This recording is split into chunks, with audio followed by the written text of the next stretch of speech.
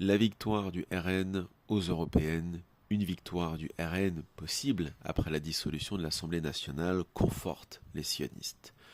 Pourquoi les sionistes soutiennent le Rassemblement national et aimeraient voir même sa victoire d'une certaine façon, et c'est même pas d'une certaine façon, c'est sûr et certain. D'ailleurs, vous avez la présidente de l'Assemblée nationale, Yael Braun-Pivet, qui est une sioniste radicale, qui a dit, là, il y a quelques heures, qu'elle voyait peut-être une autre alternative à la dissolution de l'Assemblée nationale, c'est-à-dire en gros une forme de cohabitation avec le Rassemblement national. Donc ces gens-là soutiennent le RN et ça ne les dérange absolument pas de les voir arriver au pouvoir, d'avoir Jordan Bardella comme Premier ministre ou ministre de l'Intérieur ou ce qu'on veut. Dans l'idéologie de ces gens, tout ce qui compte, c'est la finalité. La fin justifie les moyens. Le RN, c'est un parti qu'ils ont tant façonné ces 10-15 dernières années. Ils ont écarté du Rassemblement national toute l'extrême droite antisémite, néofasciste, crypto-nazi, etc., qui était encore à l'intérieur, Bruno Gollnisch et les autres, enfin bref, ils les ont écartés, ils les ont virés, ils les ont annihilés. Ils ont mis à la place des gens qui viennent de toute la société cosmopolite, des Julien Audoul, des chenus, des militants LGBT, etc., mais qui partagent la même vision du monde que les sionistes, c'est-à-dire une haine radicale de l'islam, une haine en partie des immigrés parce que les immigrés seraient vecteurs d'antisémitisme et de recul, non pas des acquis sociaux des Français dont tout le monde s'en fout, le RN les premiers, mais plutôt des progrès dans le sens progressiste, c'est-à-dire tout ce qui relève du LGBTisme, du féminisme, c'est-à-dire tout le starter pack, melting pot, cosmopolitain, ainsi de suite. Donc, ce parti, qui est en quelque sorte le ballet d'Israël, et non pas l'islam comme le disaient certains à un moment donné, s'il arrivait au pouvoir, c'est exactement ce que veulent les sionistes ou le judaïsme politique, puisqu'il accomplirait tout ce que ces gens souhaitent, c'est-à-dire en gros débarrasser la France des musulmans, de l'islam, nettoyer les banlieues, virer les gauchistes, virer les antisémites, nationalistes, identitaires, etc., et ainsi de suite. Ils sont aux portes du pouvoir, et ils y sont même déjà en quelque sorte, et d'un point de vue messianique, je dirais, ils correspondent parfaitement à la finalité de ce qui est souhaité tantôt par des Attali, des Minc et les autres, puisque ils vont accomplir ce qu'en fin de compte Macron n'a pas été foutu de faire. C'est-à-dire vraiment aller encore plus loin dans la lutte contre l'islam, contre les musulmans, contre les pro-palestiniens, etc.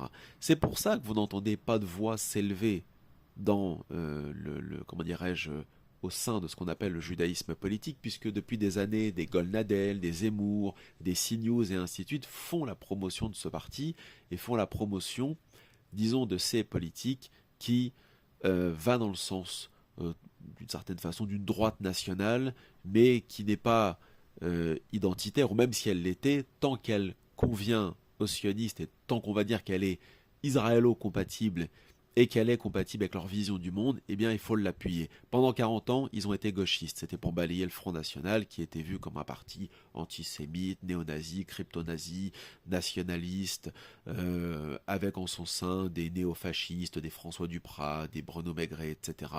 C'est fait, ils ont misé sur l'immigration, ils se sont servis des immigrés, du vote immigré, du PS pour balayer ce Front National. Ce Front National a disparu.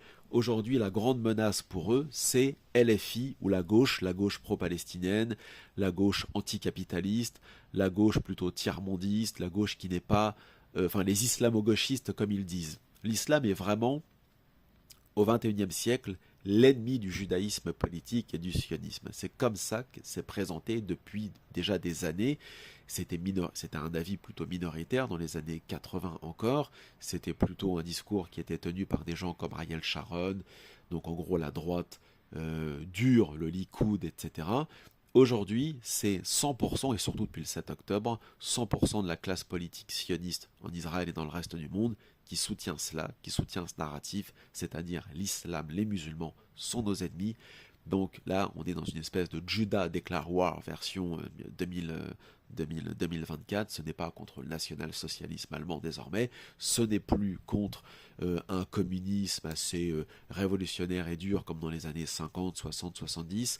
Ce n'est plus contre une droite radicale après la Seconde Guerre mondiale, style Front National, MSI en Italie, etc., c'est contre les gauchistes radicaux et les musulmans, bien évidemment. Donc, la victoire de Jordan Bardella correspond parfaitement au souhait, on va dire, de l'hyperclasse mondialiste, y compris même des gens comme Klaus Schwab et les autres. Il y a même Soros, qui est un gauchiste en apparence, ne peuvent que se frotter les mains, on va dire, d'un parti qui coche tout ce qu'il faut en termes de progressisme. Ils sont pro-LGBT, pro-féminisme, pro-mariage pour tous, pro-théorie du genre. Ils n'ont pas soutenu les anti-vax, ils n'ont pas soutenu les gilets jaunes. Bref, c'est vraiment des salopards du système en fait, mais avec un critère, on va dire, beaucoup plus intéressant pour le judaïsme politique, c'est leur haine de l'islam et des immigrés. Ça, c'est parfait. C'est juste ce qui manquait à cocher comme case pour arriver au pouvoir. Donc on les a façonnés pendant des années. Marine Le Pen a changé 15 fois de discours, on a viré plein de cadres du Rassemblement national parce qu'ils ne voulaient pas, comment dirais-je, adhérer à cela, y compris même au sein de Reconquête, on l'a vu après le 7 octobre, plusieurs élus du parti ont quitté disant qu'il y avait une importation par Zemmour du conflit. Ça, on les avait prévenus que Zemmour ne roulait que pour lui-même et sa communauté. Désormais, c'est avéré. Donc, voilà, je veux dire, les masques tombent. Bardella peut arriver au pouvoir demain, Zemmour avec. Qu'est-ce qu'on aurait comme politique réellement pour les Gaulois? Absolument rien de plus que ce qui est déjà fait. On ne sortirait pas de l'Europe, on ne sortirait pas de la zone euro, on ne sortirait pas de l'OTAN, on n'aurait pas une France démocratique libérée des lobbies, des réseaux mondialistes, etc. La seule chose qu'on va faire, c'est taper encore plus sur les pro-palestiniens, les gauchistes, anticapitalistes, les musulmans, et aussi les nations type